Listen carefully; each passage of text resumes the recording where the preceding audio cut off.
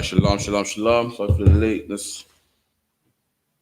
With the I.S.U.P.K started out of 1 West, 125th Street, Harlem, New York, under commanding General YAHANNA. You know what I mean? Make sure you pay your tithes, 10% of anything you earn.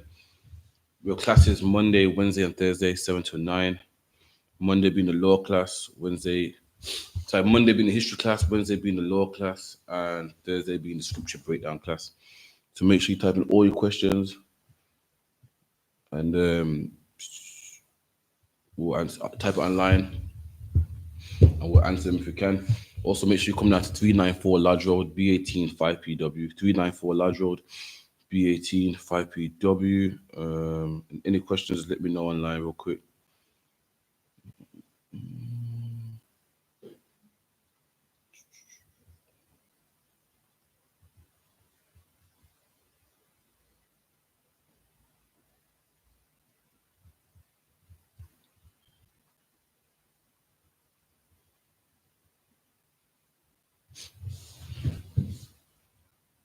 Okay, it's 1 second.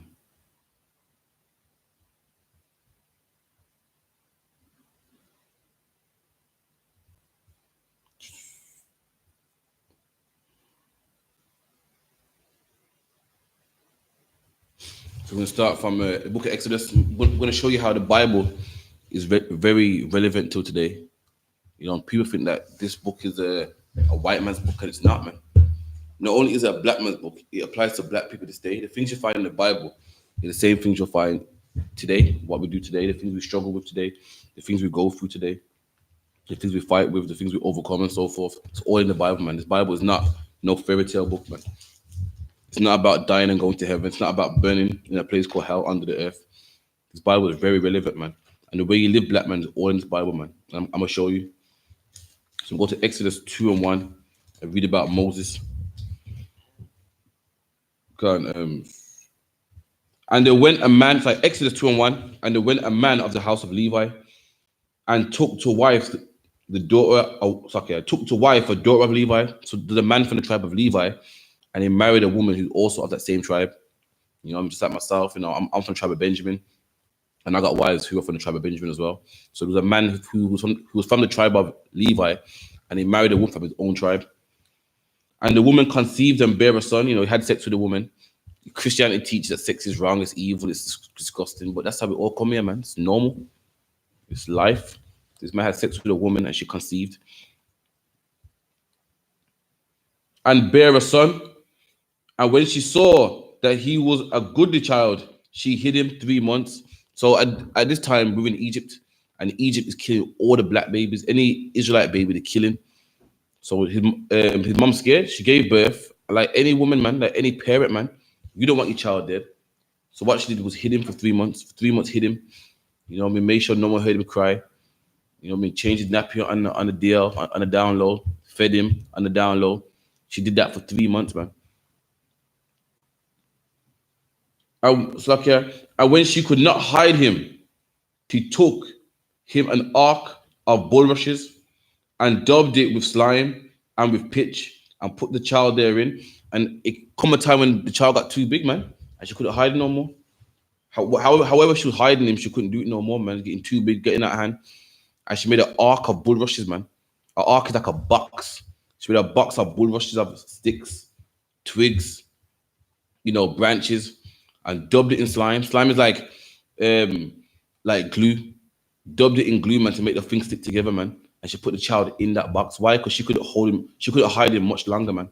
The child getting bigger and bigger. You know, you can't hide a 5-year-old, 6-year-old. So to save his life, his mom put him in a box, man, and put the child therein. And she laid it in the flags by the riverbank. And his sister stood far off to wit what would be done of him. So she put him in the riverbank, and the child sailed away, man. You know what I mean? Shalom to Rotterdam, Holland. Shalom to Maryland. And she put him in the riverbank, and the child sailed off, man. And the sister of this child, she ran alongside the box, man, to see what would happen to him. To see, you know, to make sure he's fine, make sure no alligators don't eat him or whatnot. See where he goes, man. And the daughter of Pharaoh came down to wash herself at the river, and her maidens walked along by the riverside. And when she saw the ark among the flags, she sent her maid to fetch it. So the daughter of Pharaoh, so a woman, a Levite woman, had a son, man. And at that time, they was killing young black babies, man. Sounds like today, don't it? Today, they're killing young black babies too, man. It's called abortion, man. It's called Planned Parenthood. So to save her son, she put him in a box, man. And the sister stood afar off. Like, so basically, far off means she's far from the box, but she's watching. And the daughter of Pharaoh, man, the king's daughter, came down to wash herself, man. This was before they had taps and showers, man. To wash yourself, you had to go to the river. That's where water comes from. That's where fresh spring water comes from. And she went to the river to wash herself. And she saw a box floating. And she said to one of her maids, yo, go get that for me. She told her maid, yo, go check that out, man. Go bring that over here, man. And when she had opened it, she saw the child. So she brought it back. She opened it. She saw a baby in there, man. No one knows how old Moses was, but he was, the baby. He was in a box, so it could have been that big, man. Behold, the babe wept, and she had compassion on him. So she opened the box, and women already. Women see children, and they're like, oh, look at that child. Oh, it's cute, man. She saw the child, and she had compassion on him, like, oh, look at him, man. Your woman already, their heart melts. Their face light up whenever they see a baby. All you gotta do is have a baby and walk past. All you gotta do is have a baby in the stroller, man. Have a baby in the pram, and as you walk past other women, oh man, all the heads are turning. How old is she? Oh, she's nice, ain't she? Woman, man. And that's what happened to Pharaoh's daughter. This, Sakya, and said, this is one of the Hebrews' children. So she knew at this time they was killing black babies, man. And she knew that this was a Hebrew baby right here, man. But what happened? She had compassion on it, man. If a man found it, they probably would have killed the child, man. They would have killed the child, man. But because she was a woman, she had a bit of compassion. She let him live. She raised him in her own house as one of her own sons, man. Because again, she's, woman got a thing for babies, man. I think they call it being broody. Women just love that, man. Then said his sister to Pharaoh's daughter. So remember, his sister was watching afar off. The sister came and said to Pharaoh, man, shall I go and call thee a nurse for the Hebrew woman, that they may nurse this child for thee? So the sister came, acted like she didn't know about the child, and said, yo, I can call you one of the Hebrew women to breastfeed this child, man, to nurse him for you, keep him fed. It seems like you want him. I can get one of these Hebrew women, one of your slaves, come and breastfeed the child for you, man. Acting like she don't know it's her brother, man.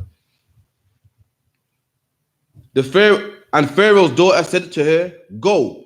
And the maid went and called the child's mother. So she played there, man. She kind of played there. She's like, listen, I can get a woman food to feed the child, man. And she said, yeah, go do that. And she went and got Moses' mom. So that way Moses' mom can be with Moses, man. She kind of played the Pharaoh's daughter, man. So, okay. Shalom to Atlanta as well. And Pharaoh's daughter said unto her, take this child away and nurse it for me, and I will give thee thy wages. And the woman took the child and nursed it. So Pharaoh's child said, listen, go take the child away, get him dressed up, nurse him, breastfeed him, do what you got to do, and I'll give you some money for it, man. And that's what Moses' mom did. And the child grew, and she brought him unto Pharaoh's daughter, and he became her son. So the child grew, and he became her son. He became the son of Pharaoh's daughter, man. Not a Hebrew son, but the son of the Pharaoh's daughter, man. That's how Moses grew up, man. Moses grew up like a house slave, man. Grew up with the best education. Grew up speaking the best, dressing the best. Grew up under his oppressors, man. Why? Because his mom, at the time, was killing Hebrew babies. And to save his life, his mom put him in the river, man. And it so happened that Pharaoh's daughter found him.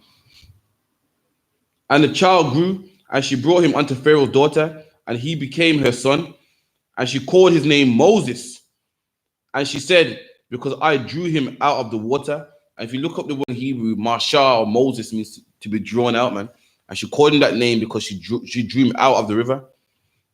And it came to pass in those days when Moses was grown, that he went out unto his brethren and looked upon their burdens. So Moses became of age, man, turned to a big man. And in his life, he thought, you know what? I'm gonna go see how my people are doing, man. I know these are my people, and I'm gonna see how they're living, man. And the Bible says he got big, got older, and he went to see how his people were doing and looked upon their burdens, man. Burden is something heavy upon your back. He went to see how his brothers were doing, man, how hard they were oppressed, man, how hard they was working, how they were working for minimum wage, police brutality, getting killed by the police, man. Moses saw all of that, man. So like, and the child grew. It's like, what was I? It's like, and it came to pass, verse 11, in those days when Moses was grown, that he went out unto his brethren. So he went to his brothers, man. His brothers who are Hebrews, your brethren are your brothers, man. That's how black people talk to this day. You see another black man, you call him brother, man, or brother, man. And Moses went to see how his brothers were doing, not how the Egyptians were doing, how his brothers were doing, man. And looked upon their burdens, looked how they were living, man. How they're living in poverty and slavery and, living rough, oppressed, working hard for the Egyptians, man. And he spied an Egyptian smiting an Hebrew, one of his brethren. And look what Moses saw, man. At this time, the Egyptians were your oppressors, black man. Today, the white man is your oppressor, man. And what do you see every time you look at your window? You see the white man oppressing your brethren, man. And guess what? Moses saw the same thing. Moses saw an Egyptian hitting one of his brothers, man. Moses saw Martin Duggan get shot, man. Moses saw Rashawn Charles get choked to death by the police, man. Moses saw the Windrush generation get deported, man. The Bible said Moses saw an Egyptian hitting a Hebrew, man, one of his people. He saw the oppressor hitting one of his people, man. Moses sees the same things you see today, black man. And I'm going to go further. And he spied an Egyptian smiting an Hebrew, one of his brethren. And that's who his brethren are, the Hebrews, man. And he saw his oppressors beating one of his brethren, man. He saw Mark Duggan get shot to death by Trident, man. He saw Rashad and Giles get choked to death, man. He saw Daley Atkinson get tasered, man. And he looked this way and that way. And when he saw that there was no man, he slew the Egyptian. So Moses, right? He saw that no one was watching and he killed the Egyptian, man. Why? Because Moses loved his brothers, man. He saw what they were doing and he killed him, man. Now, I'm not telling no one to kill anybody, man, but Moses loved his brothers so much. Even though he didn't grow up around them, man, he thought, nah, sit right here, man. You're not going to harm my people. And he slew the Egyptian, man. And hid him in the sand. And Moses buried him too, man. Moses hid the body, man. You know what I mean? Hid the body. This was before there was anything. This was before there was any, CSI and Illumina. Moses hid the body, man, so the authorities don't find out, man. Verse 13. And when he went out the second day, behold, 2 men of the Hebrews strove together. So what's Moses seeing? Black man, Moses seen everything that you see today, man. Moses said he went out the second day and he saw 2 Hebrews fighting together, man. Black man, don't that sound like your life? You get up in the morning and you see the white man oppressing your people, man. Then you go back to your own neighborhood and you see your own oppressing our own, man. You see black men selling drugs, man. You see post-Cold Wars, man. You see black on black crime, man. You see police brutality and black on black crime. You see the Windrush generation get deported and post-Cold Wars. You see Martin Duggan get shot and then a man get knifed down by another black man. You see the policeman choke Rashawn Charles to death and then you see a black man kill another black man for stepping on his shoes, man. That's what Moses saw. So the same things that you see, man. He saw the oppressor killing our people and he saw our people killing our people also, man. Let me read that again. And he went out the second day, and behold, 2 men of the Hebrews strove together. And he said unto him that did wrong. So 2 men are fighting, man. And Moses went to the one that was in the wrong, man. The one that started the fight, the one that started the argument, man. Wherefore smitest thou thy fellow? And Moses said, listen, why you fighting your brother, man? We're brothers, man. Why are you fighting your brother for, man? And guess what, black man? Guess what? The way how this man replies to Moses, that's what we see every day, man. This is how black men reply to us all the time in Handsworth, Hockley, Boston, Bronx, all over the globe, Kingston, Portmore, wherever black people dwell, man. Wherever the police oppress us, and we even oppress ourselves. When black men are fighting black men, they say, why are you doing this for, man? They always say, well, don't judge me. I do what I want to do, man. You can't tell me nothing, man. It's my life, man. And guess what? This man replied the same way, man. You're not going to tell me this in a black book, man. And he said, who made thee a prince, a judge over us? So he's saying, listen, who made you in charge of me, man? You can't judge me. I do what I want to do, man. Who said that you're judging me? Yeah, but who made you a judge over me, man? Who made you boss, Moses? I do what I want, man. Yeah, harm that brother, man. And what, man? Yeah, sell drugs and what, man? Are you gonna pay for my kids' nappies? Are you gonna pay for my rent? Are you gonna pay for my light? Are you gonna pay for my kids' diapers and my kids' baby food? No, you're not, man. And that's what his brother said here, man. Moses spoke to his brother, said, listen, why are you doing wrong, man? And the brother said, listen, are you judge over me? Who made you a judge, man? Who put you in authority to tell me what's wrong and what's right, man? You're not gonna tell me this ain't a black book, man. From the top to the bottom, man, it's a black man's book, man. And you can identify yourself in this Bible, but what's the problem? Your pastor ain't teaching this, man. Your imam ain't teaching this, man. You know what I mean? No one is teaching black people this. What they're telling black people is that you can die and go to heaven, man. The one that you can die, go to heaven, and be with the angels, man. When there's things that we need to learn right here, man. How to treat your brother, that's what we need to learn. How to love your brother is what we need to learn. How to treat our sisters is what we need to learn. What to eat, how to live our life, that's what we need to learn, man. Because we've learned how to eat from the oppressor. We've learned what to love by the oppressor, and it worked for us, man. We've been taught to love everybody, and it didn't work for us because no one loved us. We've been taught we can eat anything, and we're dying of heart disease, high blood pressure, tapeworms, you name it. We've been taught we can have sex with what we want to have sex with, and we're number one in AIDS, man. We've been taught that we can hate our brothers, man. We've been taught to follow Islam and this philosophy and that philosophy, man. And we're in prison. We're in prison number one. Number one in prison. Why? Because we want to be Muslim, man. Imagine that we're in prison because we want to be Muslim. A black man thinks that he can harm anyone, but he can't harm a Muslim. And he goes around selling drugs to anyone who ain't Muslim until he gets locked up in jail, man. When in the Bible, you can't sell drugs, period, man. That will save a man from going to jail, man. What's the problem? Christians ain't talking about this, man. The Christians that you go to and try to learn the Bible from, thinking that they know God, they don't teach you this, man. And that's why you end up behind bars, man. End up behind bars crying, God help me. But if you come to the I.S.U.P.K and learn what the Bible says, you're going to have to be behind bars, man, begging the Lord for mercy, man. Let me show you about Moses again. 1 John 3 and 17.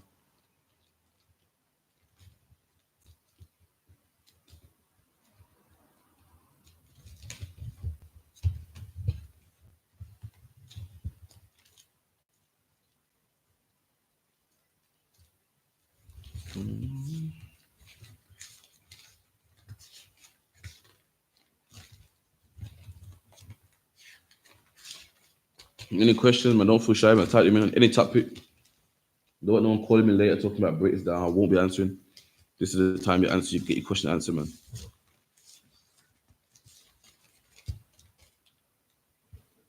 1 John 3 and 17. For whoso have this world's good, so the Bible says any man, any black man that has the goods of this world, man. What does it mean to have the goods of this world, man? Moses had the goods of this world. The goods of this world is riches, money, fame. You got a name for yourself, man. And there's many black people out there that have the goods of this world, man. Floyd Mayweather, man. David Lammy. Dion Abbott, man. All these artists and celebrities and boxers and athletes like Usain Bolt got money, man. They got the goods of this world, man. Got a name for themselves, reputation for themselves. Everyone loves them. Everyone does what they tell them to do. They set trends. Stinking rich, man. And the Bible says any man that has the goods of this world and see if his brother have need. So if any man got money like Floyd Mayweather, all these celebrities, man, all these black celebrities, and they see black people that have needs, man. They see their brother that has needs, man. They see that black man on the bench with a lager, man. They see the black man suffering, man. No lights in the house. They see their brother all the time outside the bookies, man. High off weed, man. High on spice, high on K2, man. They see black women with no man in the house, no food in the cupboards, man. Struggling, pushing a pram on the bus, man. Struggling to make ends meet, man. Black people suffering, sleeping outside, homeless. If people like Floyd Mayweather, man, people like Usain Bolt, people like Popcorn, all the artists, they can see black people struggling, man. In Jamaica, there's many poor people. In Trinidad, there's many poor people. In the ends, there's many poor people, man. Many people dying, suffering in poverty, man. And the Bible says any man that has riches and they see another black man that has needs and shutteth up his bowels of compassion from him. So if any man sees his brother have need, man, sees his brother hungry, starving in the ends, and you shut up your bowels of compassion, man. Salakia.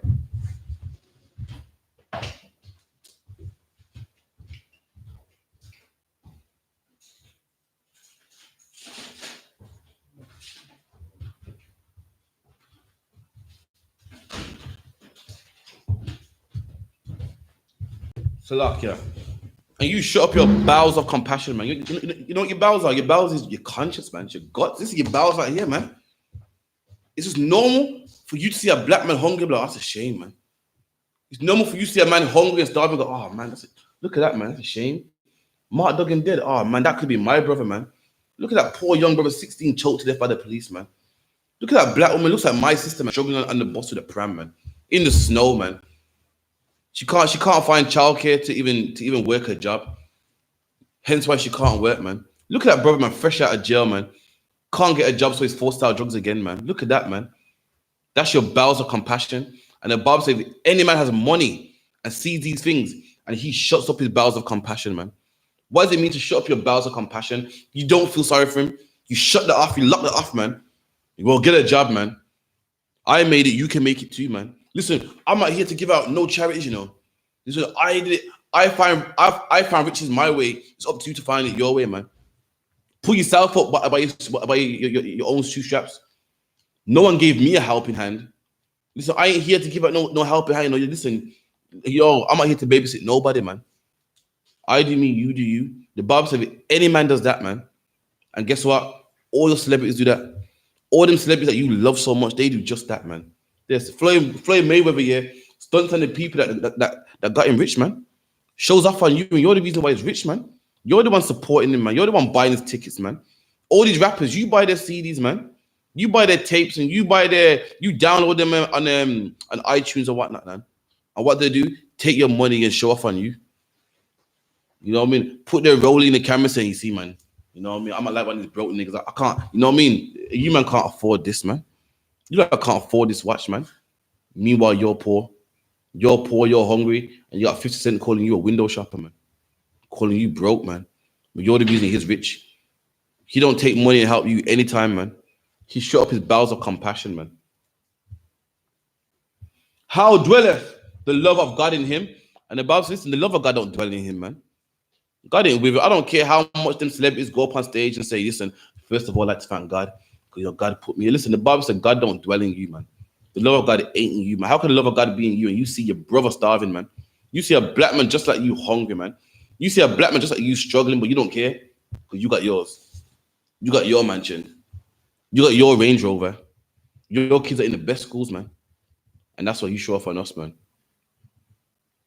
And hereby, we know we are of the truth. And this is how you know you're in the truth, man. Many people out there say, oh, we're in the truth, we're in the truth. No, we got the truth, man. This is how you know you're in the truth, man. You're not in the truth because you know 1-2 precepts, man. You're not in the truth because you can break down John 3:16, man. You're not in the truth because, you know, a lot of people think in the truth because they know the Jews are black. That's right. Malcolm X knew that, man. Malcolm X knew the Jews are black, man. Behave. Malcolm X, and the Malcolm X movie, there's a scene where he's in prison telling the pastor in prison that Christ is black. Had a scripture and everything, man. Went to Revelations 1:13 and everything, man. That don't mean nothing, man. The white man knows the Jews are black, man. That don't mean it in the truth. You're not in the truth because you can break down John 3:16. You're not in the truth because you have a pork-free diet, man. Shit, Muslims got a pork-free diet, man. You're in the truth when you're in the I.S.U.P.K. I said it, man. That's when you're in the truth. If you're in any fake Israelite group or any Yeshava, you know, Yisrael group, man, you're not in the truth, man. And this is how you know that you're in the truth. And shall assure our hearts before him. Where's that one? 1 second. Slakia.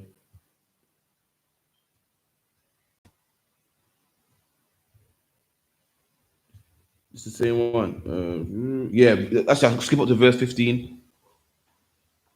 And this is verse 15. 1 John 3:15.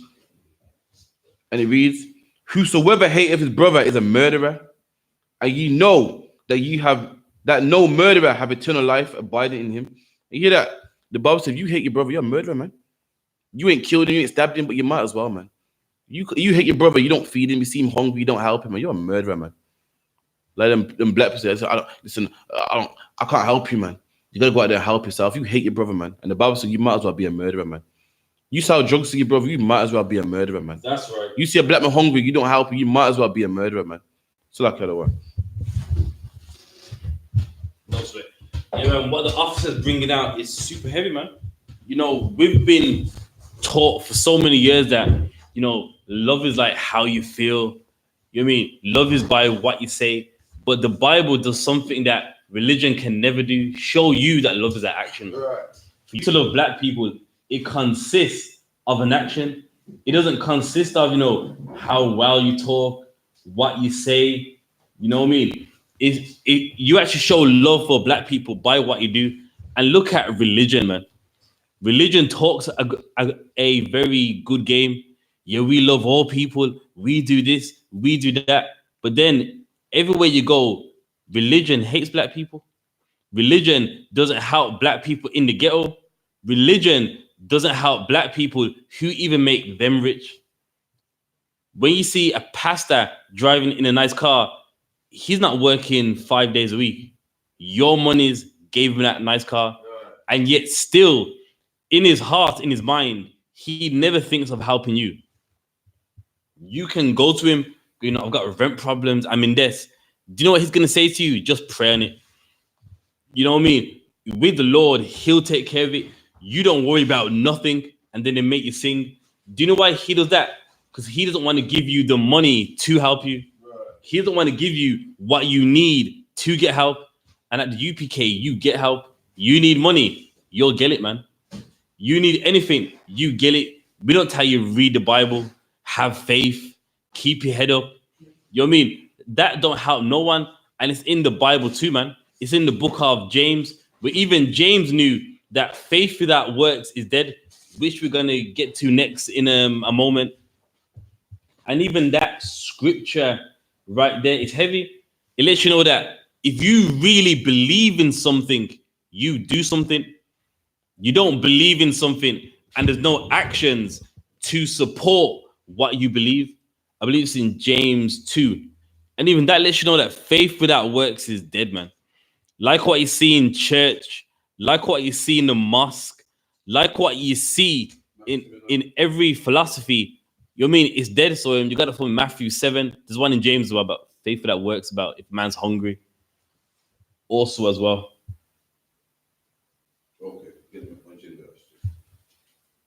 Well, we get the one in Matthew 2. I know which one.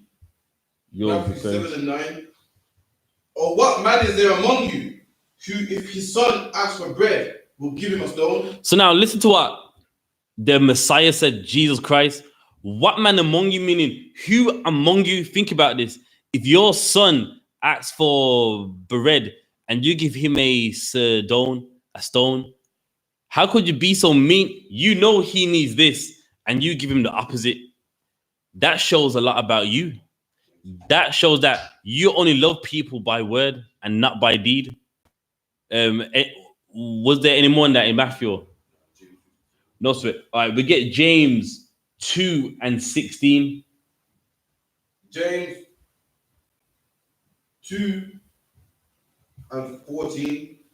What does it profit, my brethren, though a man say he have faith and have works? So now he's saying, what profit is this? Meaning, what gain is this? That a man say he have faith and no works. So he's saying, I believe this, I believe that, and there's no works, there's no actions to support this faith. Meaning, what gain is that? What benefit is that? You know what I mean? We see that in religion all the time. I believe this, I believe that, and there's no works to support it, man. Do you know how we believe in the Most High? Because we keep his commandments. Right. That comes with action. For you to even believe in God, you do know that comes with actions.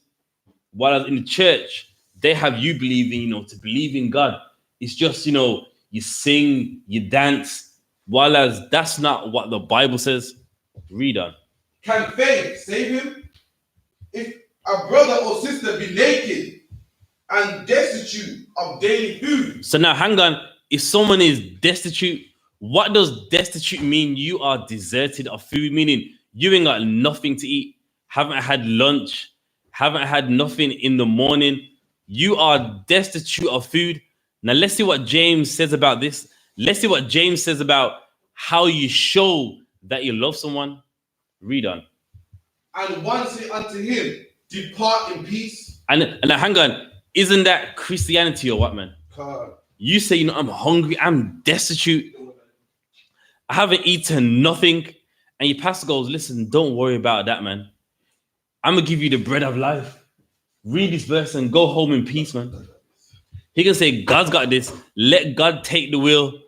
But you're hungry. You physically need some food. You physically need something to eat.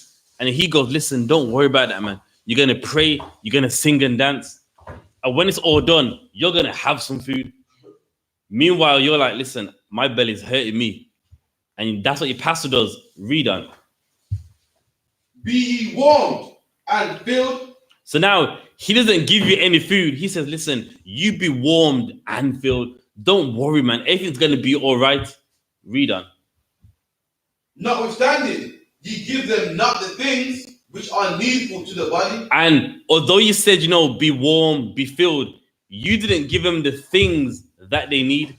And is that Christianity or what, man?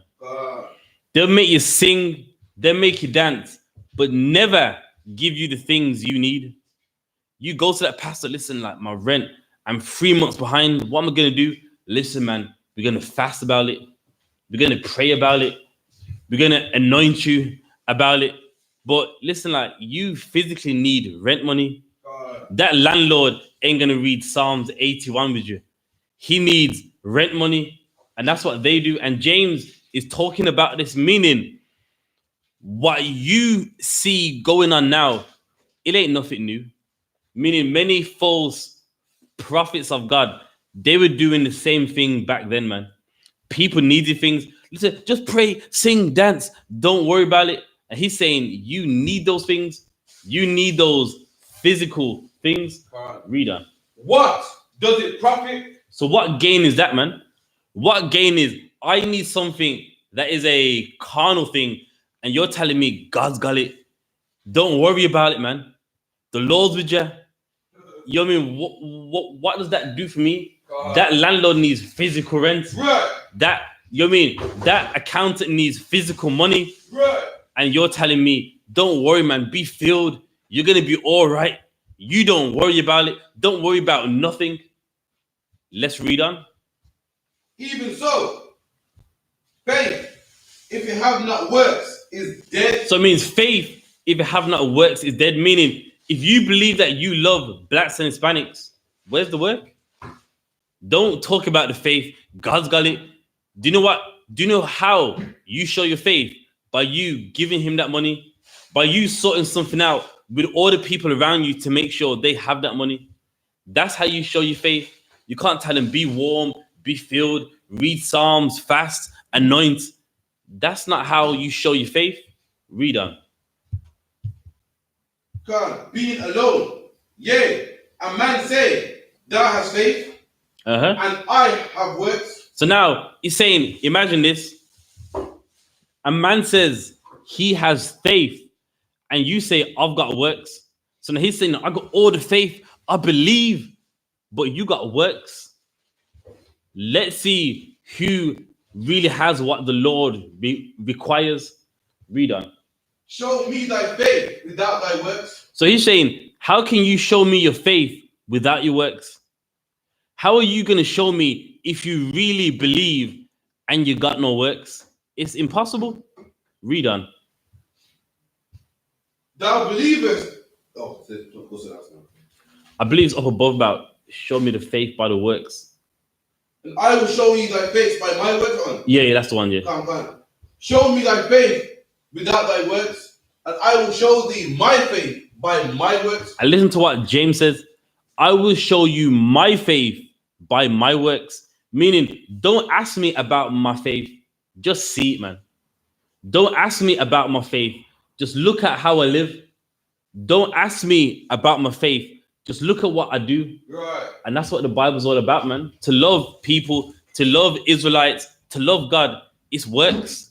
Your actions show your actions show if you love the Lord. Your actions show if you love black people. Your actions show you what your faith is. And that's something you will never learn in the church, man. That's something you ain't going to learn in no mosque. That's something you ain't going to learn in Egyptology. That's something You're never gonna learn following Haile Selassie, man. Right. And that's the problem. 1 second. Love not in word. All right, give me 1 John 3:18.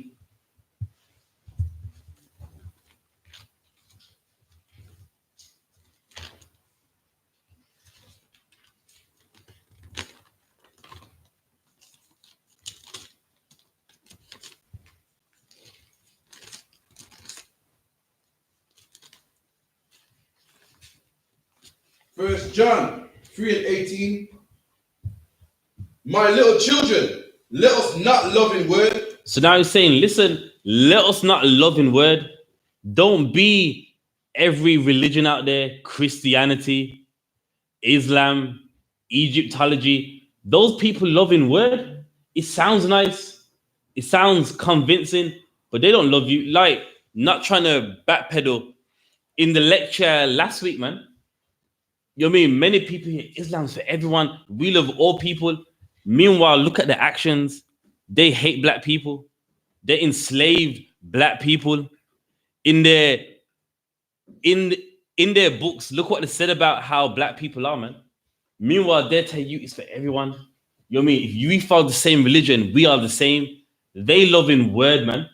It sounds good. And then what happens? Us being the Israelites, we're so easily gamed up. We're like, yeah, you know, I'm one with these guys. These are my Akis, man. You know what I mean?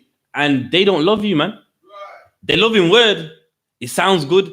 You're a Muslim. I'm a Muslim. You're a Christian. So am I. All these religions sound good, but they hate black people, man. The same people they claim they love and the religions for everyone, they hate them. God. Why? Because they love in word. In word, it sounds good. But let's read on. Neither in tongue. Neither in tongue. So don't love in word. Don't love in tongue. Meaning, don't think you show love by what you say. Read on. But indeed. What did the Bible say? But indeed. But indeed, you show who you love by your deeds, by your actions, not by word, not by tongue, not by how you feel. To love someone is an action, man. Right. To love someone, you show it. You know what I mean? You don't just think it. You don't assume it. You do it by your actions, man. And that's the problem. Religion can't show black people that, man. Religion's so uneducated in the Bible, they can't show you this. Only the UPK, man. Right. Only we can show you this. Right. Read on. And hereby we know that we are of the truth. And that's how you know you are in the UPK, when you love people by your deeds. Listen, you know what I mean? I'm not gonna bang on religion today, you know what I mean? We done that in the lecture last week, man. But religion doesn't love nobody. Only the people that founded that religion, man. But at the UPK, we love in word. We say we love blacks and Hispanics. We do it in word. How? In camp. We feed the homeless. Anyone in school, we make sure their rent's paid. We make sure they have something to eat. We make sure any necessities they have, they get help, man. And that's how we know that we are here in the truth. Read on. And shall assure our hearts before him. For if our heart condemn us, God is greater than our heart. So meaning the Lord knows your heart. And if you're faking, if you're pretending, then your heart, it condemns you, man. Your heart is going against the Lord and saying, listen, the Most High is greater than our heart. Meaning he knows what we're really doing. He knows how we really show how we love each other. And if you don't, then your heart is condemning you, man. Give me Leviticus 19 and 11.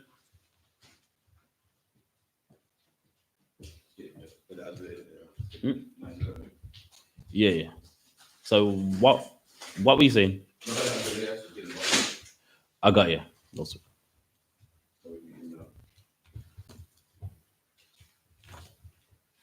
It might be 19 and 17. Leviticus 19 and 17.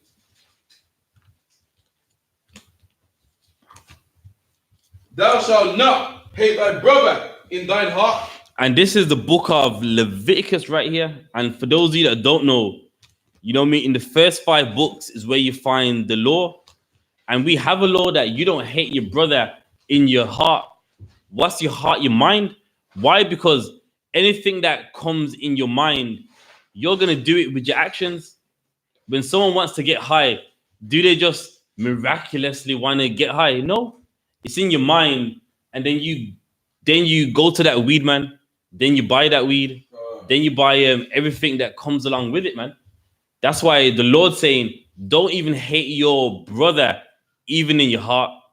Why? Because once something comes in your heart, aka your mind, you're gonna want to do it. You're gonna make it become an action. And that's how you love black people right there, where you don't even hate another black man, another Hispanic man, another native Indian man, even in your mind. You don't even think about it so that you don't even do it, man. Imagine if we applied this law where we don't even hate each other in our minds. Would we knife each other? Would we shoot each other? Would we lie to each other? No, we wouldn't, because you don't even hate him in your mind. Read on. Thou shalt in any wise rebuke thy neighbor. But guess what? Instead of hating him, correct him. Don't be standing there angry with vexation. Correct him. You lot talk about it, man. You lot find out what you can do to resolve it instead of hating him. Read on. And not suffer sin upon him. And not suffer sin upon him. What does it mean to suffer sin upon him? Meaning don't harm him. If you don't hate him in your mind and you correct him, then you ain't going to hurt him. And it's saying it right there, man. To stop all these gang wars, to stop all the knife crime, the solution's right here. Don't even hate him in your mind, and you two talk about it. And if you do that, you ain't gonna harm him. You ain't gonna lay sin upon him. Read on. Thou shalt not avenge, nor bear any grudge against the children of thy people. And don't avenge, nor bear any grudge against them. Meaning they do something to you, don't avenge it, man. It's your brother, and as angry as you are, we gotta learn to let things go, man. You wanna know why? People go, well, I'm not weak, I'm not soft. Well, let me explain something to you. The oppressor, he's been killing us for over 400 years, and he gets forgiven every day, man. Yeah. By black people, by the people that he has oppressed, and you forgive him. So how much more should you forgive your own? Should you forgive someone of your own race, man? Someone that's oppressed just like you. Someone that is in the ghettos of England suffering just like you, man. And we can't forgive him. Nah, I'm no waste, man. I'm not letting that go. You're mad. You're mad. I'm an idiot. Well, guess what? Your oppressor who enslaves you and never ever apologize for it, you forgive him. You don't avenge him. But then your own brother who is on the slave ships with you, whose parents had their backs whipped just like your parents, you gotta avenge him. You gotta pay him back. You gotta show him you're not soft. Meanwhile, the person that has never apologized for it, you forgive them. You don't avenge them.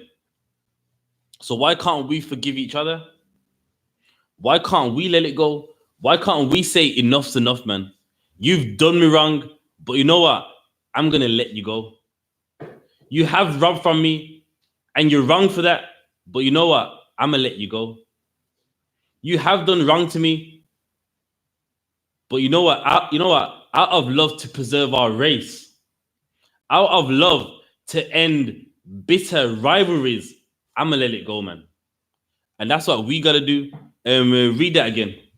Thou shalt not avenge, nor bear any grudge against the children of thy people.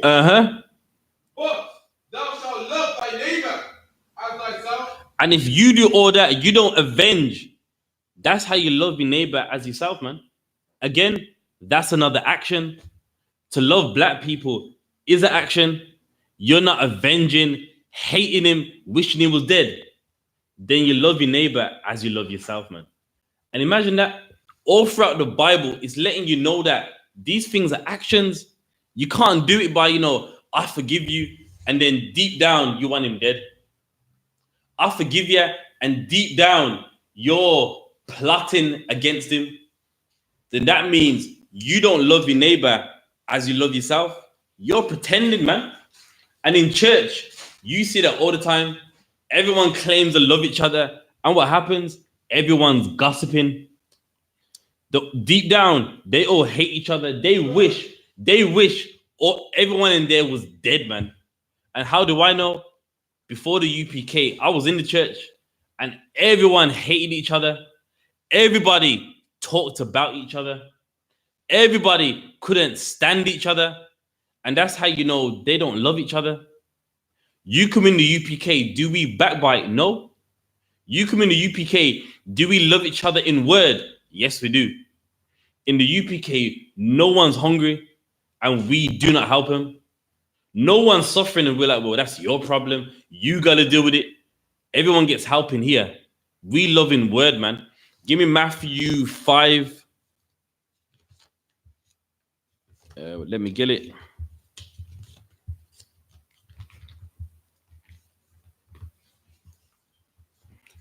Matthew 5 and get in there.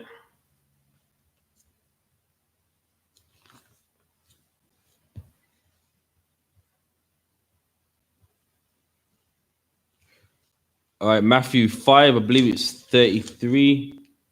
Matthew 5 and 33. It's like, yeah, that's not it.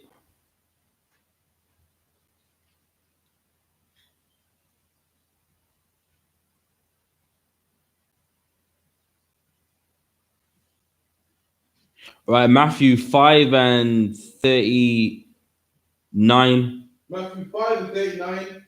But I say unto you, that ye resist not evil. It's like if you start at verse 38. Verse 38. Ye have heard that it have been said, an eye for an eye and a tooth for a tooth. So that's in the law in Exodus. Eye for an eye, tooth for a tooth. Meaning, if someone done you wrong and you took them to the law and they was found that they are not innocent, then you know what they did to you, then you do unto them. And Christ saying, it's in the law, eye for an eye, tooth for a tooth. Read on. But I say unto you, that ye resist not evil. What did the Bible say? That ye resist not evil. So meaning, resist not the evil, meaning someone's going to do something to you. And then you're going to do it back. Christ saying, listen, man, someone needs to resist this evil, man. When is it going to end? And that's what you see in Handsworth versus Aston. Brixton, 6-7 versus 5-1-5 and all these wars. No one resists the evil. No one goes, you know what? They're wrong for that. But you know what? I'm going to let it go, man. When is it going to end? And Christ spoke about this, man. Black issues are in the Bible. The problems that black people face today is in the Bible. Right. But your pastor, he's so uneducated in the Bible. He has you believing God doesn't care about black issues. God cares about the oppressors' issues. You suffering in the ghetto. You know what I mean? God's too big for that. You know what I mean? God never put that in the Bible. You're so irrelevant when God does care about it, man. That's why it's in the Bible. Read on. But I say unto you, that ye resist not evil, for whosoever shall smite thee on thy right cheek, turn him the other also. So now, this verse here is interpreted so wrong. Let me see online who's thinking, when people read this verse, what do they think it means?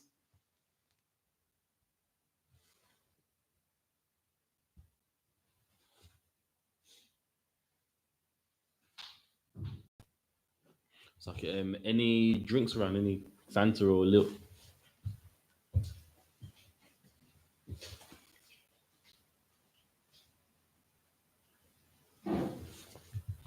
So, according to the traditional Christian understanding, what do they think this verse means? The water. Oh, but should you repeat that? And if it's okay, but I say unto you that ye resist not evil, for whosoever shall smite thee on thy right cheek, turn him the other also. So now, what does that verse mean? According to Christianity, they have an understanding on that verse. And according to their understanding, what do they think this verse is on about?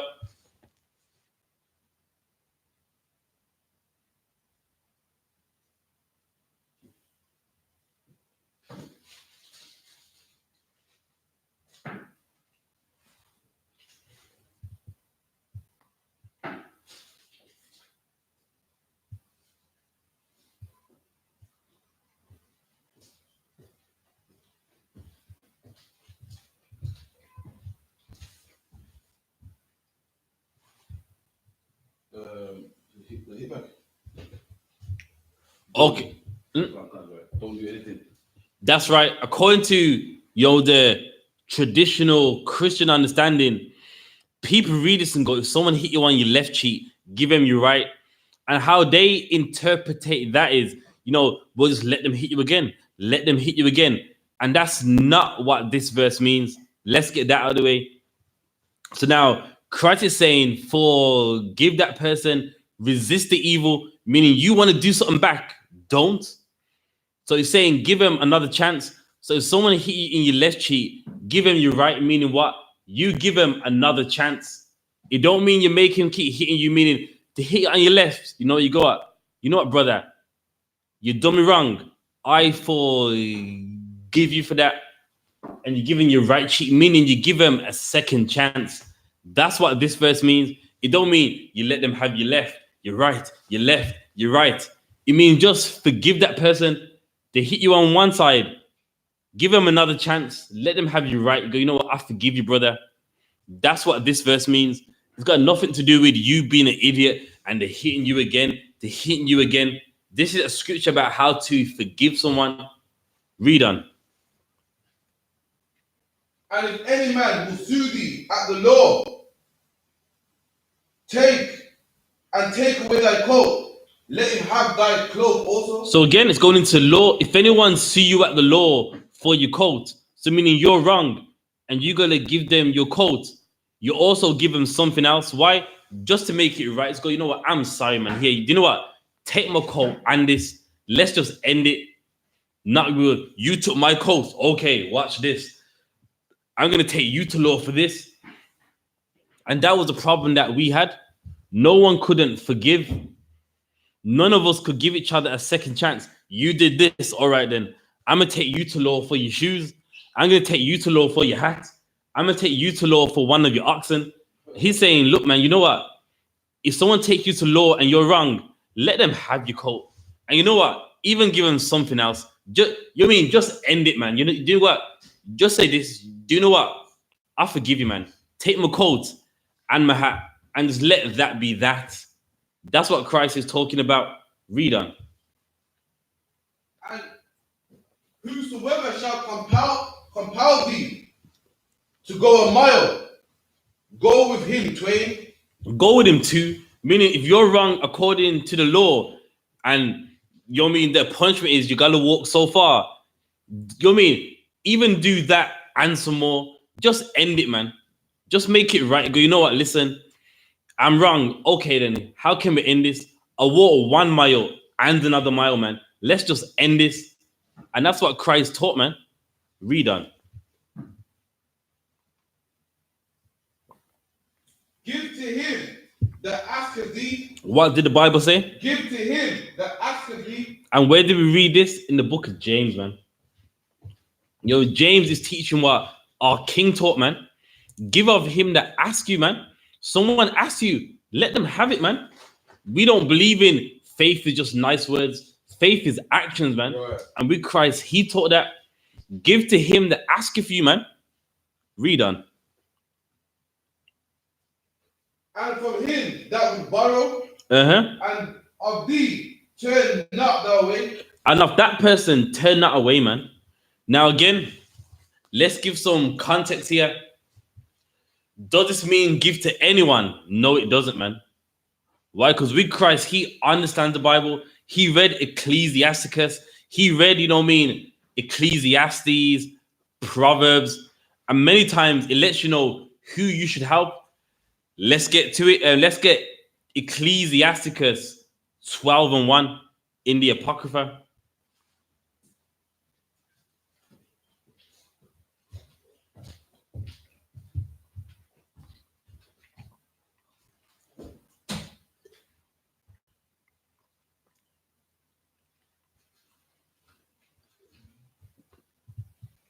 Ecclesiastes 12:1. When thou would do good, know to whom thou doest. And that's in the Bible too. When you do good, know who thou doest it to, man. So that don't mean become some idiot and someone's just going to rob you. Someone is just taking advantage of you. That don't mean just make him have it. With Christ, he understands the Bible. He read Ecclesiasticus. He read Ecclesiastes. He read Psalms. He read the whole Bible, man. So again, that gives you some context right there in what he's saying. That doesn't mean you gotta be some idiot and just give everything you have to people that they have it, to people that are abusing you, man. Read on. So shalt thou be thanked for thy benefits. And you help someone good, you're gonna be thanked for your benefits, man. You do know there's people out there you can help them and they won't thank you. You can help them and they don't respect it. So even the Bible saying when you do good, know to who you do it to, man, and you'll be thanked for your benefits. Read on. Do good to the godly man, and thou shalt find a recompense. And you do good to a godly man, someone that keeps the Lord, someone that keeps the laws, you're gonna find a recompense. What is a recompense? A payback, man. If it's not from that man, it's from the Lord. Read on. God. And if not from him, yet from the Most High. And as I said, if not from him, yet from the Most High, you help a man of the Lord or someone that keeps the laws of God that's in the UPK. If you don't get a payback from them, you'll get it from the Lord, man. Now, does this mean help everyone? No. You gotta know who you're helping. You gotta know it's people that keep the same laws as you, people that serve the same God as you, and you will get a payback. Read on. There can no good come to him that is always occupied in evil. So now, no good can come to someone who's always occupied in evil. You know what I mean? You'll meet people like that, but all they're ever doing is something evil, man. All their schemes that they do, it always involves some evil, some lying, some thieving, some robbery. And of course, nothing good can come to someone who's always occupied in that. So now, relating that to verse 1, what does that mean? You help people that keep the laws. Of course, no good comes to someone that is always occupied in evil. So when they're asking if listen, this person is always always in something wicked, it's best if I don't help them. Read on. God, nor to him that always gives no alms. Give to the godly man and help not a sinner. What did the Bible say? Give to the godly man and help not a sinner. So now we're giving you some context here. You give to the godly man, and a sinner don't give not, man. Now in the UPK, we feed the homeless, whether they keep the laws or not. But this is the money that you have for yourself. You give that to a godly man, man. You don't help no sin that is gonna abuse you, that's gonna rob you. You don't do that, man. So let's get back to Matthew 5 and where was we?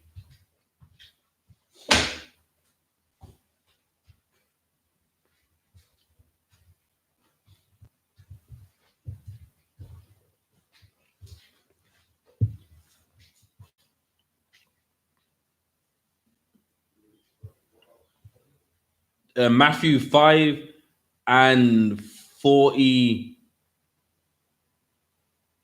1 second. Matthew 5 and the 42nd verse. Matthew 5 and 47. No, sorry. Verse 42. 42. Give to him that asketh thee, Mm-hmm. and from him that would borrow of thee turn not away. Read on. Ye have heard that it hath been said, Thou shalt love thy neighbor and hate thine enemy. Read on. But I say unto thee, love your enemies. And wow, again, this is some context right here. When it says love your enemies, it's talking about the enemies of Israel, man. Because I know, again, people use this verse, slavery's in the past, love your enemies. And it's not talking about this. Again, Christ is quoting another law. And amongst Israelites, we had enemies of our own people. And in the same law, it lets you know an Israelite that hated you, that was your enemy. You read that in Exodus 23 and 1 and in Deuteronomy 22 and 2. It lets you know that that Israelite is your enemy and he hates you. So again, Christ is giving the law, and the law lets you know in that context who your enemies are. Read on. But I say unto you, love your enemies, bless them that curse you. And Christ saying, love the enemies, love that black man that hates you, man. Love that Hispanic man that hates you. Love him, man. Let it go, man. And that's the problem that we have. We can't let things go. Everyone's trying to get some get back. Everyone's trying to get some revenge. And Christ saying, listen, like, for the nation of Israel to get the kingdom, you gotta love that enemy, man.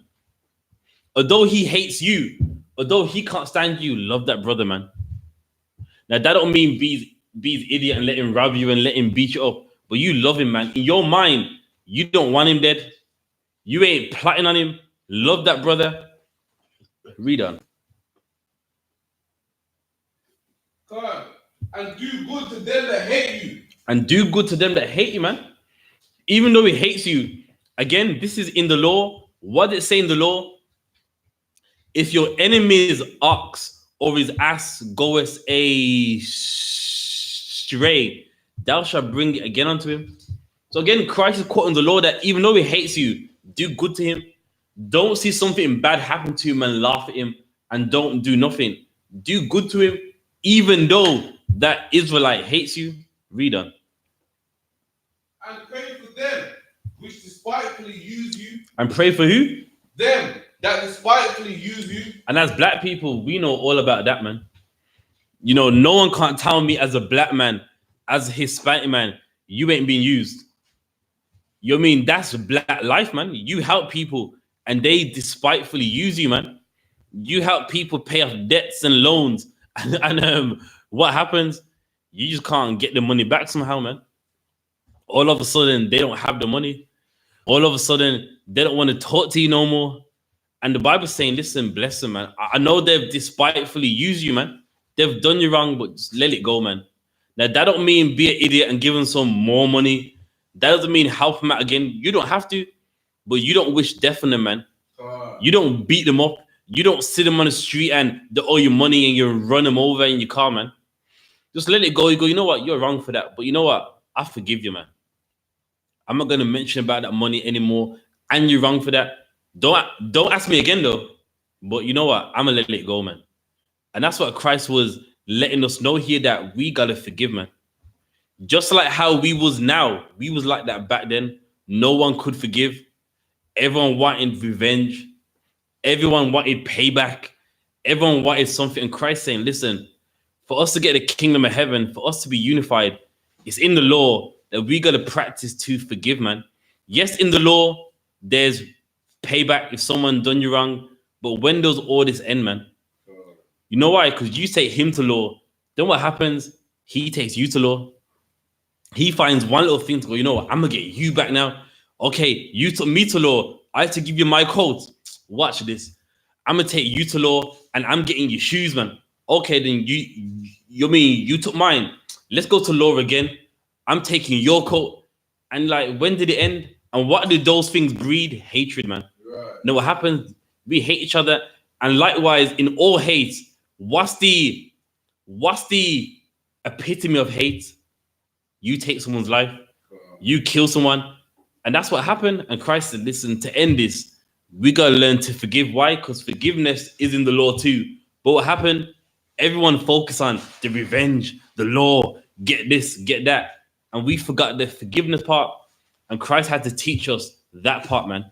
Read on.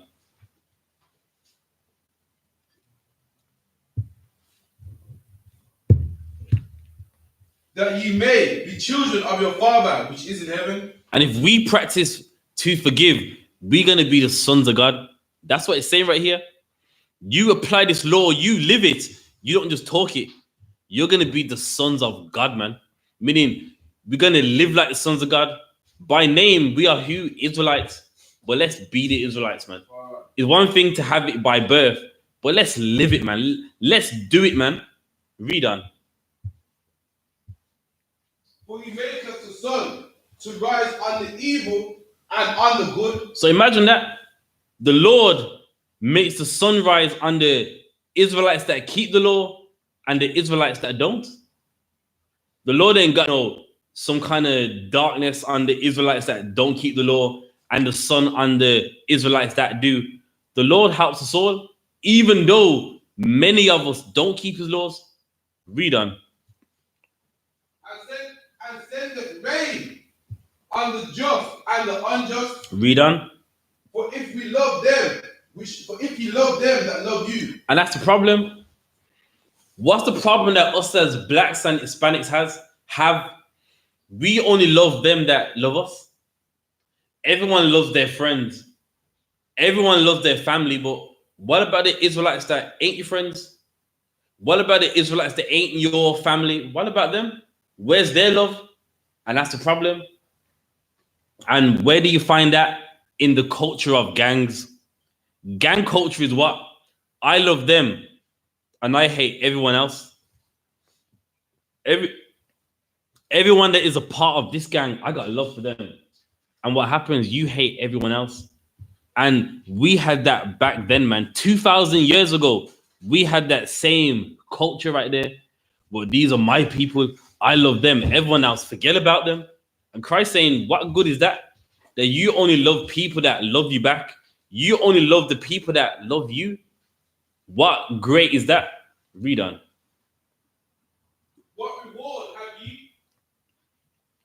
Read on. Do not even the publicans the same? And do not publicans do the same? That's normal, man. A publican does the same thing. Meaning the people that a publican was a tax collector. Meaning even the tax collectors, they do the same. They only love people that love them. A bit of history. Everyone hates tax collectors.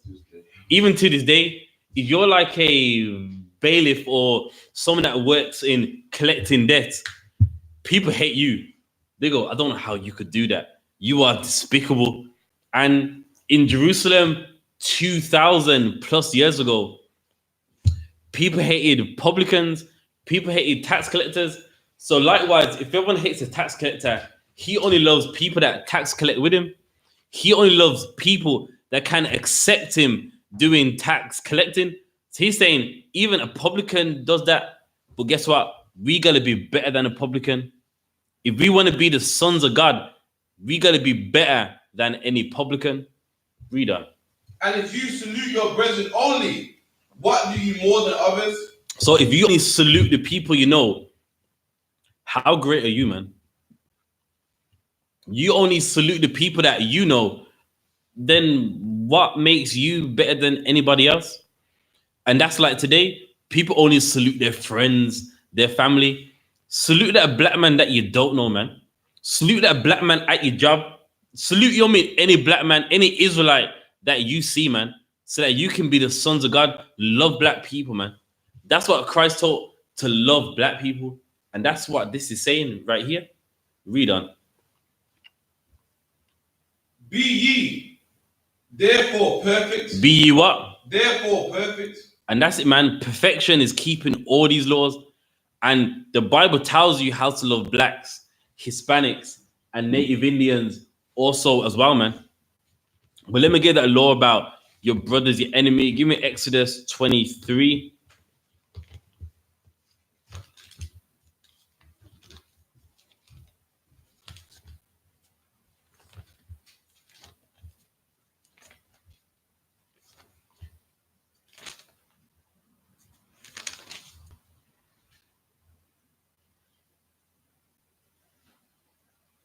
All right.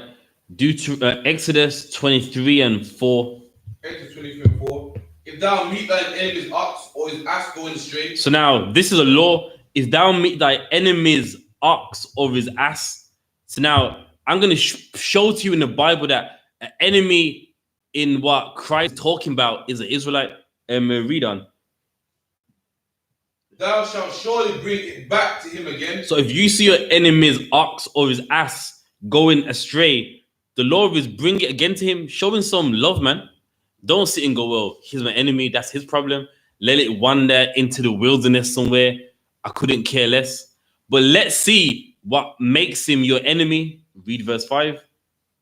If thou see the ass of him that hateth thee. How does he become your enemy? That hateth thee. Therefore, he's your enemy because he hates you. He can't stand you. You can't stand him. Which, in the context of what we're reading, that's what qualifies him to be your enemy. So now let's see how he becomes the enemy. Let's read. Now let's prove that that enemy is an Israelite. Just give me Deuteronomy 22. Or it might be 21. 1 second.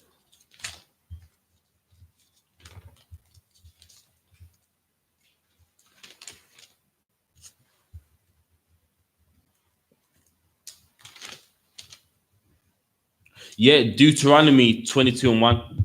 Deuteronomy 22 and 1. Thou shalt not see thy brother's ox or his sheep go astray. What did the Bible say? Thou shalt not see thy brother's ox or his sheep go astray. So it's the same law. In Exodus, it said enemy. Now, what's it saying over here? Your brother's ox. Letting you know that the enemy is another Israelite. And if you don't believe me, even Christians know in the first 5 books, a brother is an Israelite. You know what I mean? Even in Christian theology, they know, yes, a brother is another Israelite. And with Christ in Matthew, what's he saying? Love your enemies, meaning love fellow Israelites, man. Love blacks, Hispanics, and Native Indians. Despite what they do to you, forgive them, man. And it doesn't mean be no idiot and let them do it to you again and sing, you know what I mean? What's some songs? Kumbaya, my Lord. It's not saying that, man. But you forgive that brother. They done you wrong. They're wrong for it. But let it go, man. That don't mean give them any more finances. That doesn't mean be their idiot. But you forgive him, man. You know what? You done me wrong, and you're wrong for that. But you know what? I'm going to forgive you, man. And again, to forgive is an action. If you're beating them up, then you don't forget it. If you're taking their life for what they did to you, then you don't forgive them at all, man. But you know what I mean? Christ was teaching to forgive, man. And that's what it's all about, man. And that's something that black people need, man. Above, breakdowns of John 3:16. Those things are wonderful. But you know what I mean? We need to apply these laws, man. We need to live how Christ said we should live. And that's an action. Like what Officer Karafi was bringing out in the beginning, that you can't just love by saying things, you love by showing your actions. And Christ taught this, man. But here's a problem in church. Because they're too busy singing and dancing and kumbaya, my lords, no one hears this, man. Handsworth doesn't hear this. Brixton don't hear this, but they hear it by the I.S.U.P.K, though. That's the only way that they hear it. Saki, is there any snacks or anything? No. Just wait. Okay.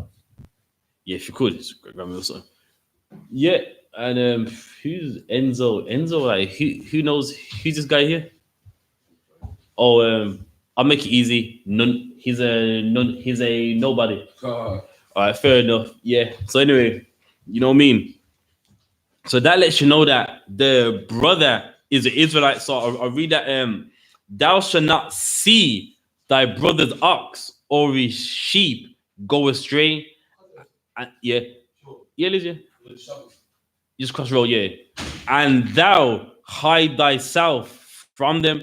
So meaning that fellow Israelite, don't hide yourself, man. You see that he needs help.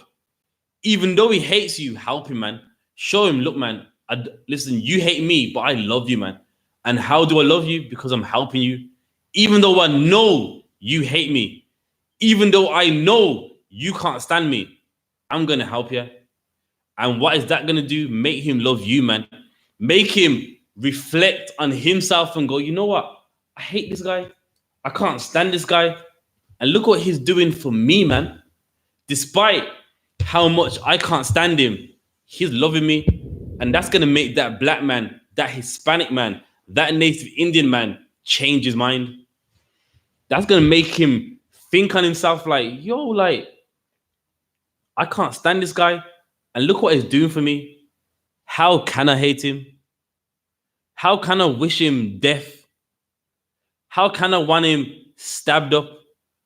When all he's ever showing me is love, man. He's helping me when I thought he wouldn't. And that's how black people are going to fix the ghettos, man. That's how black people, Hispanics and Native Indians, that's how we're going to fix Handsworth, fix Moss Side, fix every ghetto in the UK when we love each other. When despite someone hating you, you're going to do them good. And they're going to go, you know what? I can't hate this person no more. I cannot do it. The love they're showing me, if I still hate this person, something's wrong with me. And we will fix the ghettos.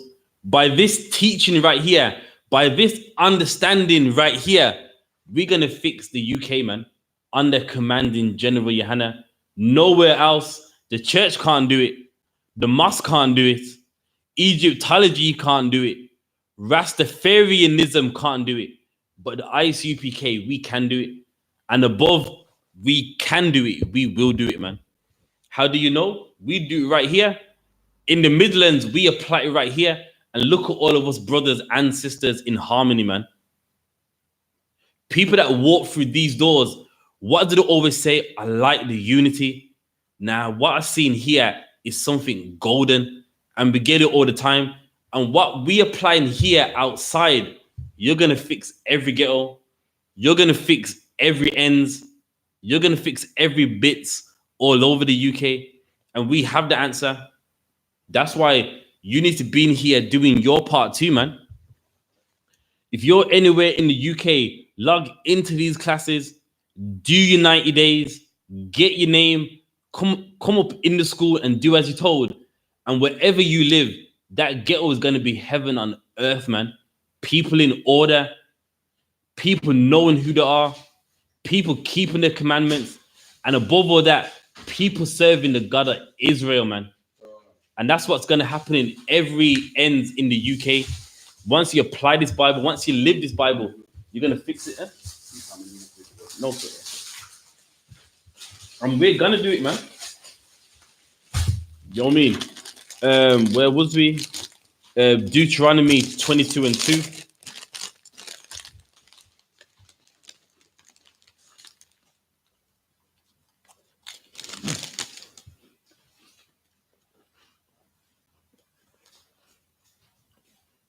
Deuteronomy 20:22. And if thy brother be not nigh unto thee, or if thou know him not, then thou shalt bring it unto thine house. No, so skip to verse 4. Verse 4.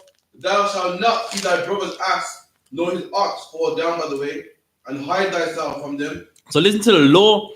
Even though that man's your enemy and he is in a hard time, imagine his ox fell in a ditch. Do you know how hard it is to get that out? God says, don't hide yourself. You help him, man. Even though he hates you, you go, you know what? You hate me. I love you, man. You know what I'm going to do? I'm going to help you. And what's that going to make him do? Love you, man.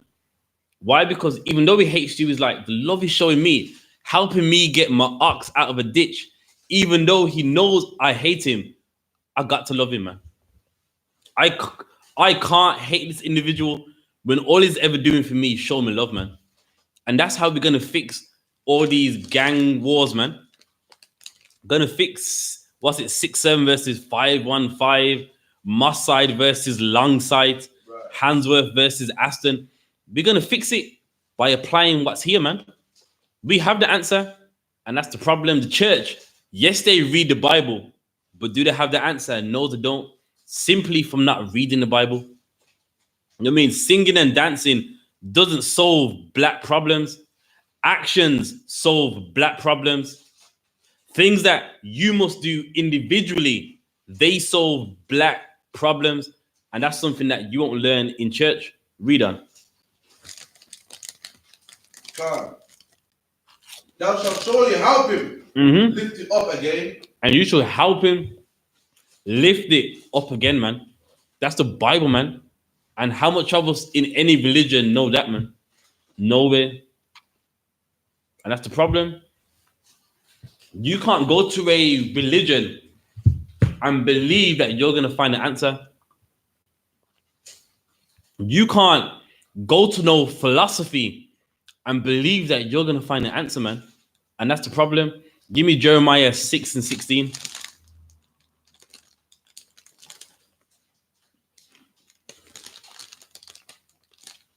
Jeremiah 6:16. Behold, I will send many fishers, says the Lord. Is that 16 and 6?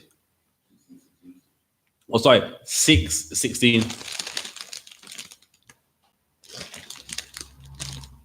Jeremiah 6:16. Thus says the Lord, stand ye in the ways and see. So now the Lord said to him, stand in the way and see, meaning if you want to find God, just look around, man. You know what I mean? People make it so difficult, so hard. If you want to know where the Lord is, just look around. And what do you see? A church, a mosque, Rastafarianism, and obviously many other religions too.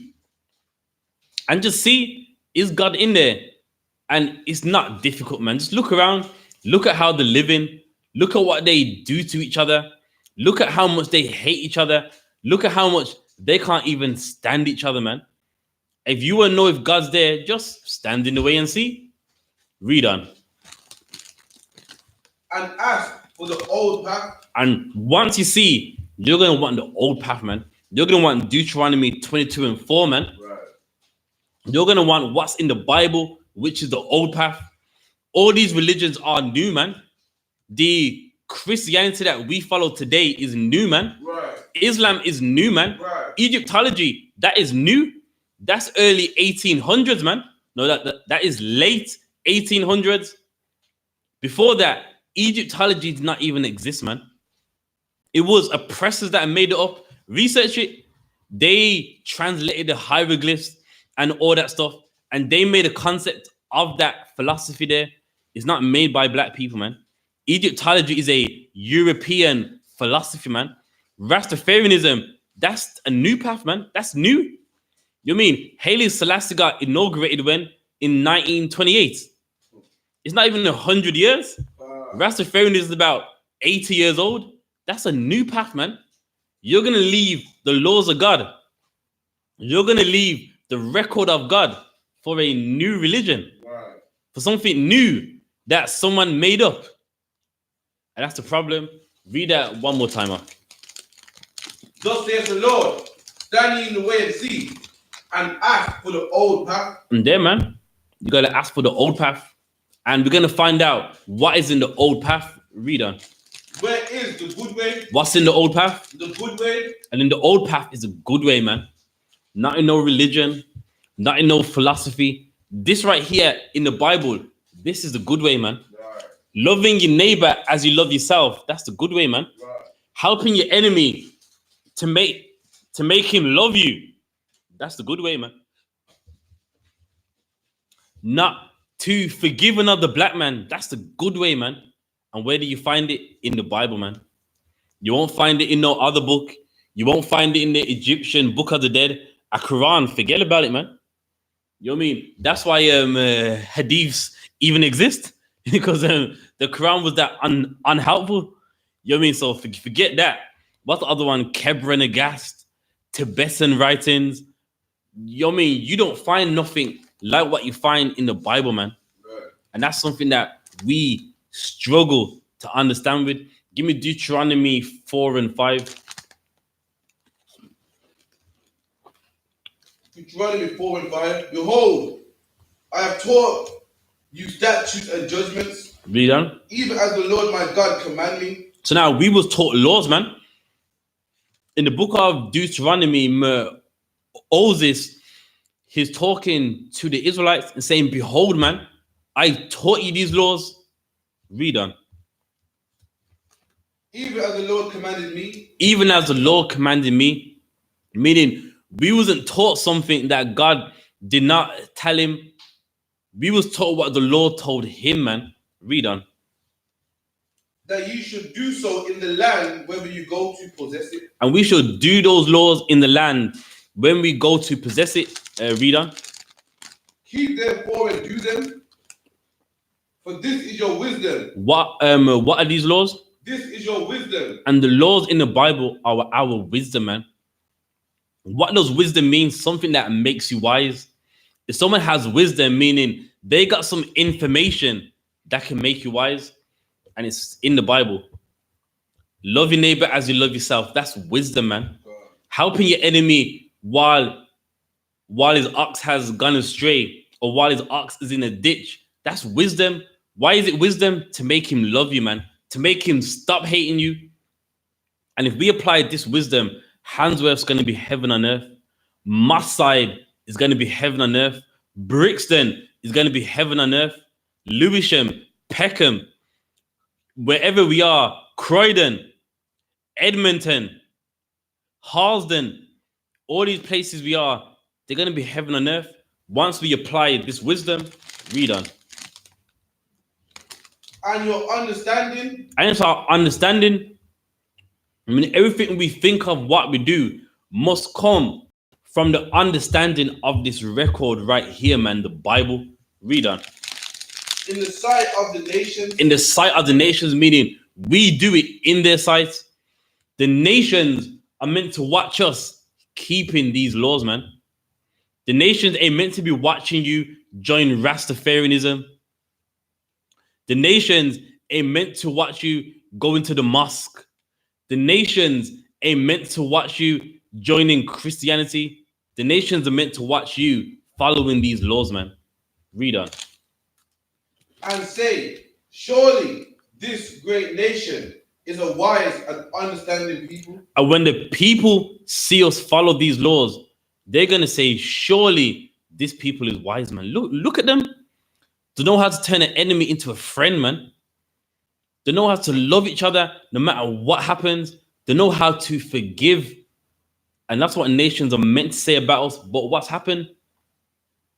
When we join their philosophies, the nation go, black people are stupid, man. Look at them killing each other. Don't know who their fathers are, like in the lecture. You know what I mean? While if we keep these laws, they're going to say, surely this people is wise. Read on. And the understanding people. For what nation is there so great, who have God so nigh unto them? And when people see how black people live, it's going to be evident God's with them. Look at the laws of God. Those laws had to have come from God. Look how they're in harmony. God is there, man. Them nations, the Arabs, the Africans, the East Indians, and many other nations, they're going to see us and go, God's obviously with them. Look at how they're living. Look at how they're in harmony. God definitely has to be with those people. Read on. For what nation is there so great, who have God so nigh unto them? And it's obvious. To know who God is with, just look. And when they see how we're living, it's going to be obvious that God is with the nation of Israel, man. Right. God is with blacks, Hispanics, and Native Indians. Read on. That we call upon him for. And what nation is there so great, that have statutes and judgment so righteous as all his law? And guess what? We got the righteous laws. Everyone thinks on the Hammurabi Code, the Confessions of Ma'at. We got the best laws, man. Don't let no one tell you, the laws from the Bible came from here or there. I've researched it, and even before me, Commanding General YAHANNA researched it. And no, they do not come from no other empires. Of course, basic laws like don't kill, that's common sense.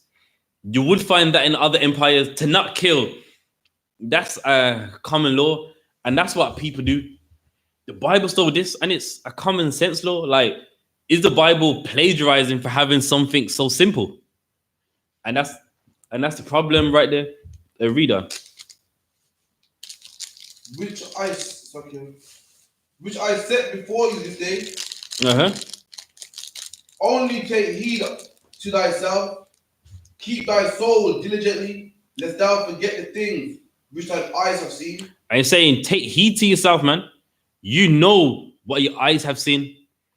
So if we saw the works of the Lord, don't do the opposite, man. Don't stray. Don't go serve no other God. Our ancestors saw the works of God, and that's why we shouldn't be no church. That's why we shouldn't be no mosque.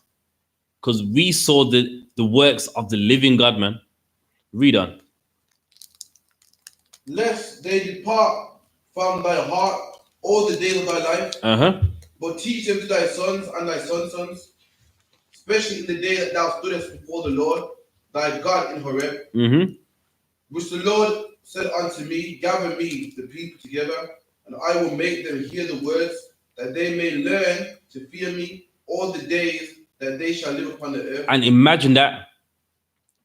Our ancestors have experienced something no other nation has. And what is that? We heard the voice of God, man. We heard the voice of the living God, and we lived. And why was that done? So that we would be afraid of him, that we would not sin, we wouldn't go serve another God. And that's why he did it. He made us hear his voice so that we would be afraid of him. Like, look at that voice. You know what I mean? If you heard that voice, you know what I mean? I'm not serving no golden calf. I'm not going in no church. I'm not going to join up with no mosque, because that voice was scary, man. And I want to serve that God. Forget whatever someone says to me. Read on. And they may teach their children. And he came near and stood under the mountain, and the mountain burned with fire unto the midst of heaven, darkness, clouds, and thick darkness. I got, yeah, no sweat. Let's get I believe it's Deuteronomy 11, about to the right or to the left.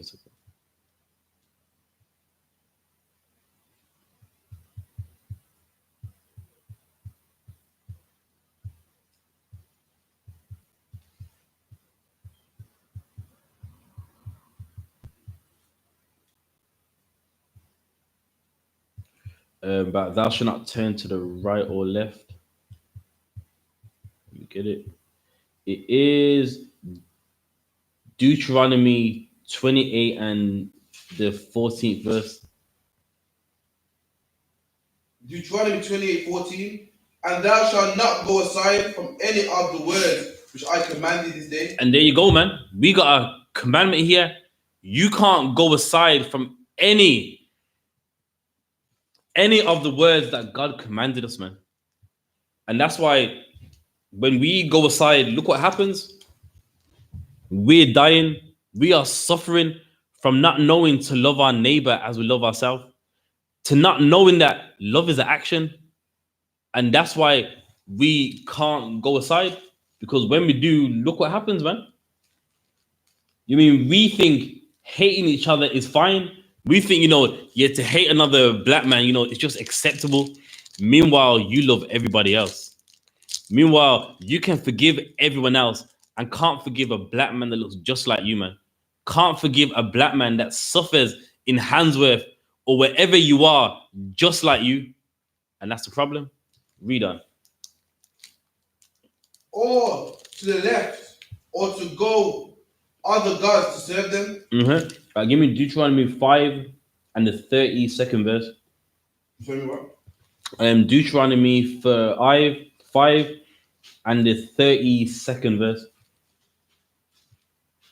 Deuteronomy 5:32. Ye shall observe to do therefore as the Lord your God hath commanded you. So now it says you should observe to do all therefore, meaning we didn't just get these laws for the sake of it. We got it to, observe and meaning to do them. It wasn't just for the sake of, thou shalt not do this, thou shalt not do that.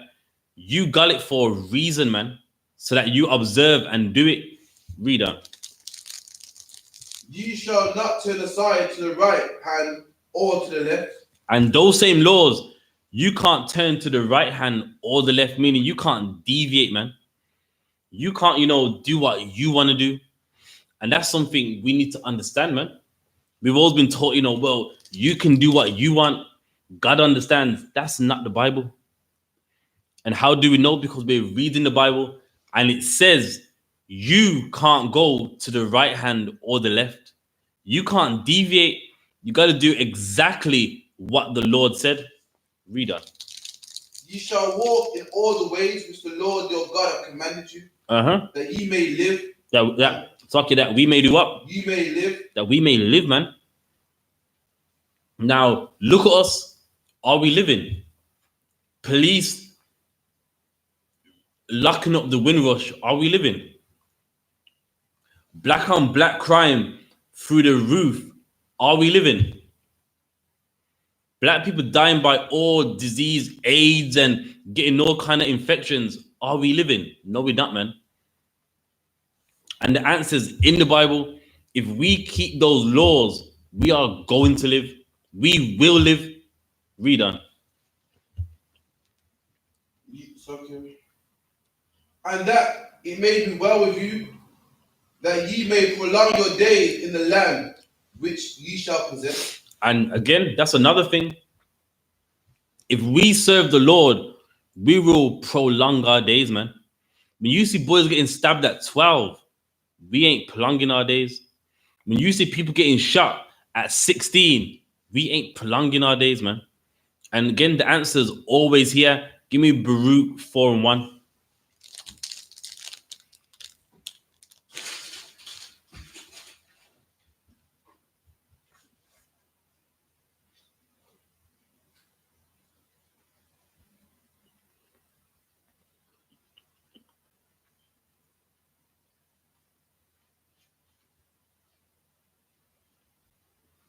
Baruch 4:1. This is the book of the commandments of God. So now this is the book of the commandments of God, meaning this Bible right here, man. All throughout this Bible, it's got laws, man. Genesis, Exodus, Leviticus, Numbers, Deuteronomy. It's a book of the commandments of God. Read on. And the law that endureth forever. And what does the law do? Endureth forever. And the law, it endures forever, man. Never let no one tell you the laws are in the past. You don't have to keep no laws. God wants you to be free and you do what you want. That's a lie, man. And that person don't know the Bible. And any verse they bring out to you, they don't understand it. Nowhere in the Bible does it tell you not to keep the law. Nowhere in the Bible does it say you can sin and God understands. Read on. But such as leave it shall die. And all that keep it shall come to life. What did the Bible say? All that keep it shall come to life. And the Bible says, all that keep these laws, they're going to come to life, man. They're not going to die at 12. They're not going to get shot at 16. They're not going to die of AIDS.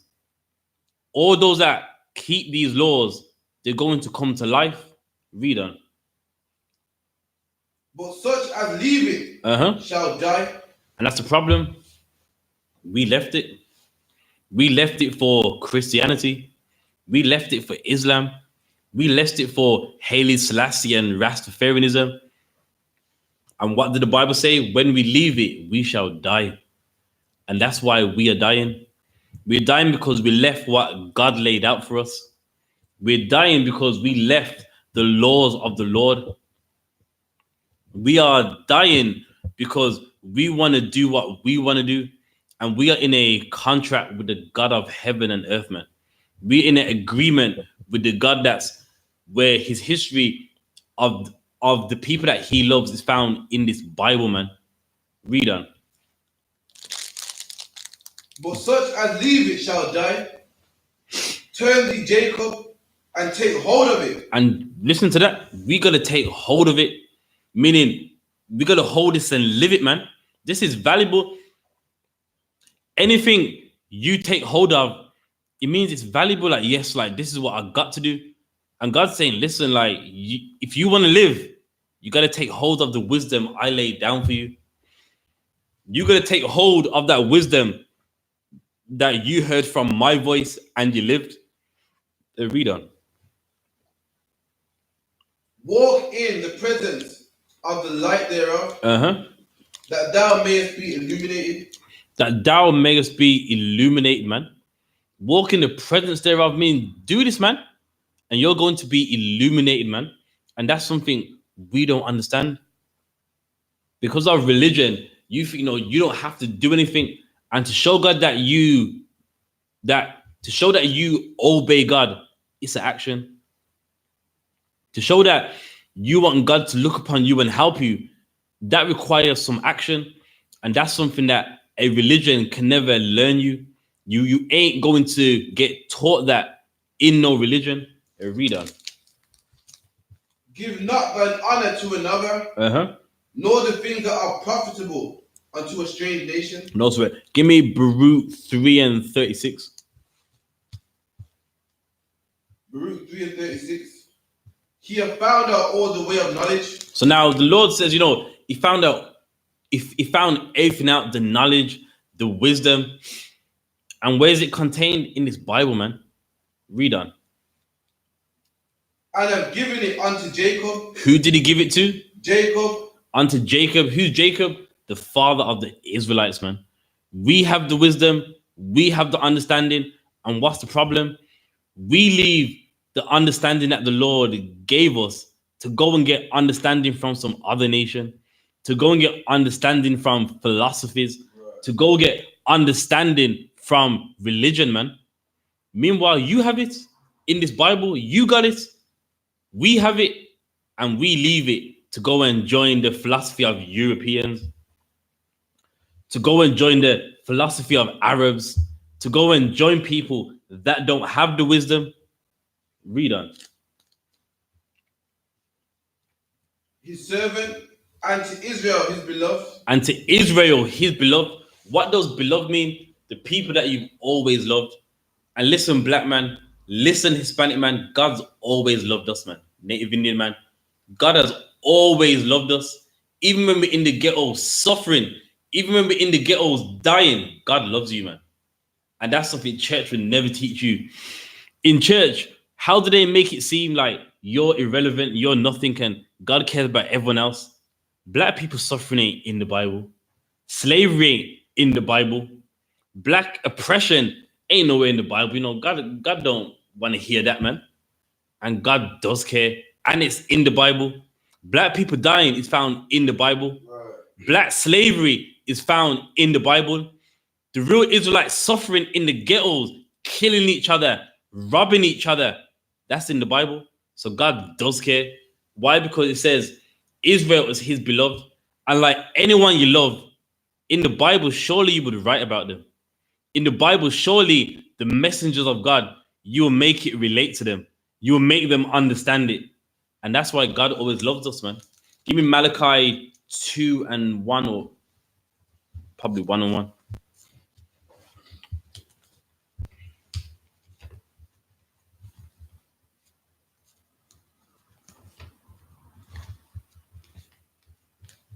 Malachi 1 and 2. I have loved you, says the Lord, yet ye say, wherein hast thou loved us? And you know what's funny? The same thing we say now, God don't love black people. Look how black people are suffering. Look at how black people dying. We said it back then. The Lord's saying, I've loved you, wherein ye say, meaning the Israelites, where have you loved us? Isn't that today? God don't love black people. If God loved black people, why did slavery happen? Why are we poor? Why are we dying? Why are we suffering? But God says, I love you, man. And then we say, well, wherein has God loved us? Here's the problem. We don't know why God is afflicting us. That's the problem. God loves us, but we are disobeying his laws. That's why we're being afflicted. But does God love us? Yes. Like in any household, the dad, he afflicts something on the kids. Why? Because they're not doing as he says. And likewise with the Father in heaven, he's doing that to the nation of Israel, man. Read on. Was not Esau Jacob's brother, says the Lord? Yet I loved Jacob, and I hated Esau, and laid his mountains heritage waste for the dragons of the wilderness. Imagine that. God loves us, black man, Hispanic man, Native Indian man. He's going to lay our oppressor, the so-called European, his mountains, his heritage to waste, man. That's how much the God of heaven and earth loves the black man suffering in the ghetto, man. That's how much the God of heaven and earth loves the black man who doesn't even know who he is. Read on. Whereas Edom says we are impoverished. Oh, no sweat. In Malachi, there's another part as well.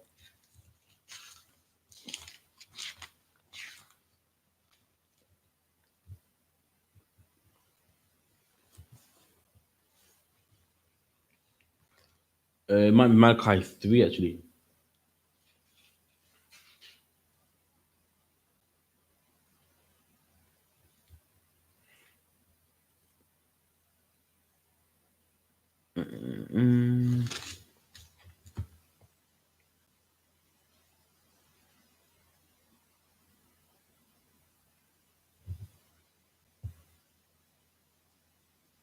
One second. Yeah, Malachi 3 and the 13th verse. Malachi 3 and 13. Your words have been stout against me, saith the Lord. And listen to what the Lord says, man. Our words have been stout against him. What does stout mean? Like harsh? Again, what do we say? God don't love black people. God hates us. He's saying your words are harsh against me. Read on. That ye say, what have we spoken so much against thee? So now we say, well, what have we done to you, man? You know what I mean? I love God, and yet God is afflicting me. But here's the thing, we don't understand how the Lord works. Why? Because it's in the Bible, but religion doesn't educate you on it. Read on. Ye have said, it is vain to serve God. And that's what lots of people say, man. People that follow Egyptology are like, I'm not serving no God found in the Bible. It's vain. I'm still suffering. I'm still dying.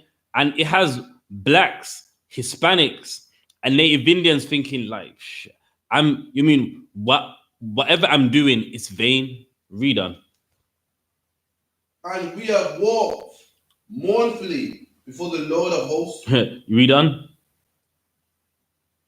And now we call the proud happy. And that's the problem. When you think serving the Lord is wrong, you call the proud happy.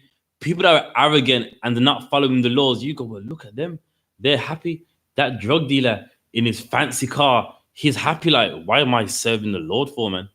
But we're up on the time with that. I'm going to hand it over to Priest and Officer at 5,000 Craft. Also, 28th of December.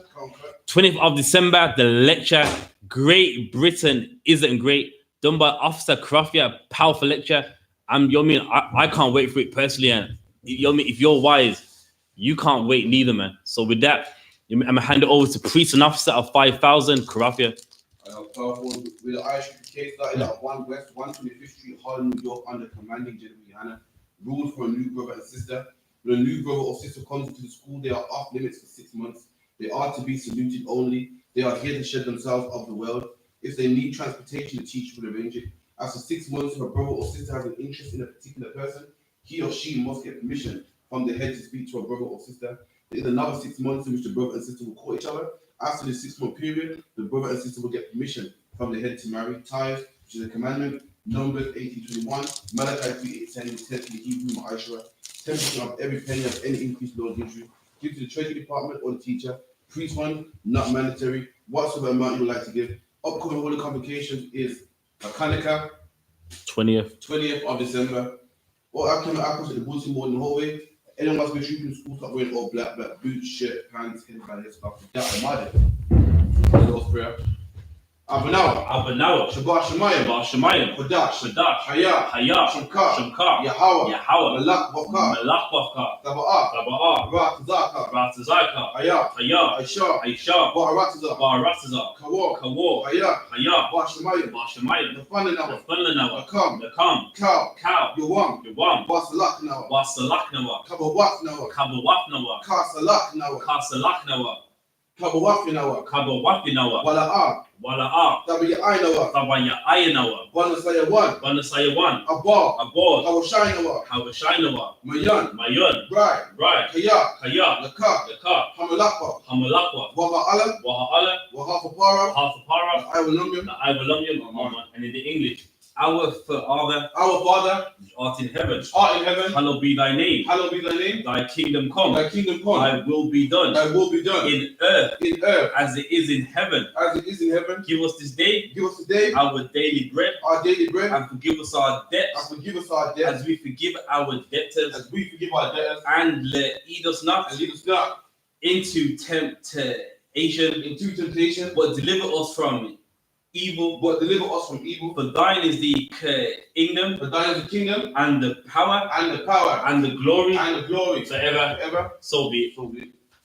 With that, really one confused teacher. Midnight Israel, I managed to back. I managed. Barak. Yahweh Ba'Hashem Yahweh Shai Barakatah. Yahweh Ba'Hashem Yahweh Shai Barakatah. Yajamata. Class dismissed.